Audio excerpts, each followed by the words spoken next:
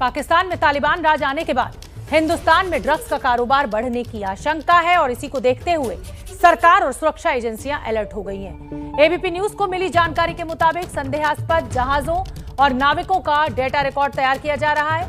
साथ ही drugs hotspots की पहचान भी की जा रही है, जहां से ड्रग्स स्मगलिंग की आशंका है। उन जगहों पर बॉडी स्कैनर लगाए जा सकते हैं। साथ ही एजेंसियों के हवाले से यह भी जानकारी कि दूसरे देशों से आने वाले पार्सल्स के लिए नए पैरामीटर्स बनाए जा सकते हैं। तो भारत सरकार ने सुरक्षा एजेंसियों को अलर्ट किया।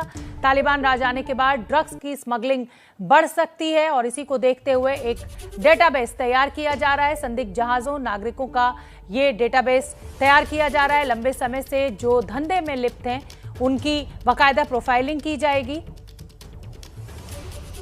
जो भी धंधे में लिप्त हैं उनकी प्रोफाइलिंग की जाएगी, उनका एक डेटाबेस तैयार किया जाएगा। ड्रग्स के नए रूट्स पर हॉटस्पॉट्स की पहचान की जाएगी। एयरपोर्ट, एंट्री पॉइंट, एक्सरे और नई जांच मशीनें इन जगहों पर लगाई जाएंगी। पार्सल वालों की पहचान भी की जा रही है। पार्सल लाने या भेजने के नए पैरामीटर्स बनाने की भी बात सरकार कर रही है।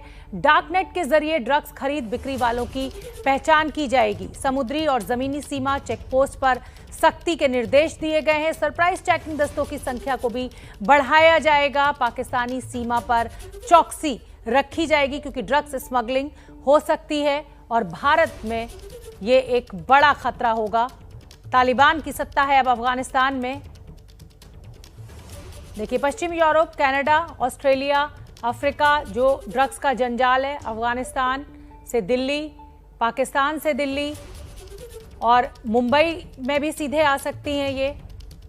तो ये पूरा जो समुद्री और ज़मीनी सीमा पर जो चौकसी बढ़ाई गई है वो इसी खतरे को देखते हुए बढ़ाई गई है। ये पूरा ड्रग्स का जंजाल नक्शे के जरिए हम आपको समझा रहे हैं।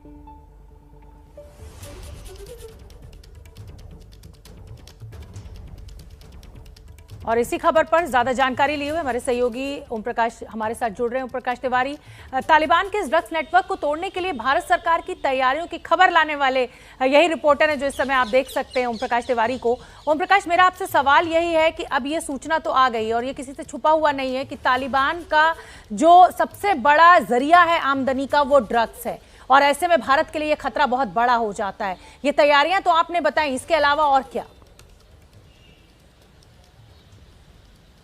देखिए शोभना, मैं आपको बता दूं कि जो सरकारी एजेंसी इनकी धरपकड़ करती है उसके एक आला अधिकारी ने मुझसे कहा कि जो भारत में जितनी खपत है मादक पदार्थों की उसका केवल 7 से 10% भाग ही पकड़ा जाता है, यानी 90% भाग पकड़ा नहीं जाता है। और उसका उन्होंने कारण बताते हुए कहा कि इसके नेटवर्क में जो लगे हुए लोग हैं वो हर बार नया रास्ता चूज करते हैं और उनके नेटवर्क में कई बार सरकारी अधिकारी भी शामिल होते हैं।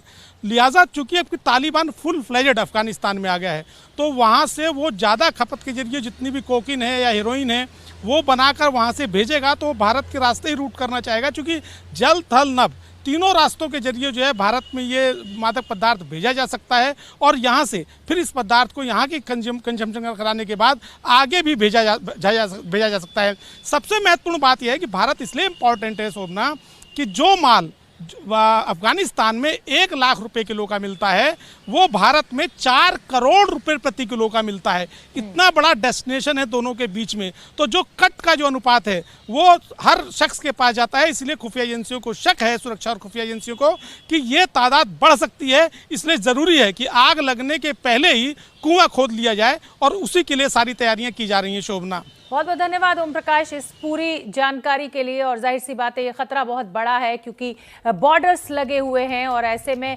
पाकिस्तान की भी ये कोशिश होगी कि भारत में कुछ ना कुछ ऐसा किया जाए, ड्रग्स टेररिज्म का इस्तेमाल किया जाए। टेररिस्ट को पहले ही एंट्री करा रहा है, तो इसीलिए ये बहुत बड़ी साजिश है। इसी को देखते हुए सुरक्षा बलों ने अब पूरा इंतजाम पुख्ता रूप से कर लिया है।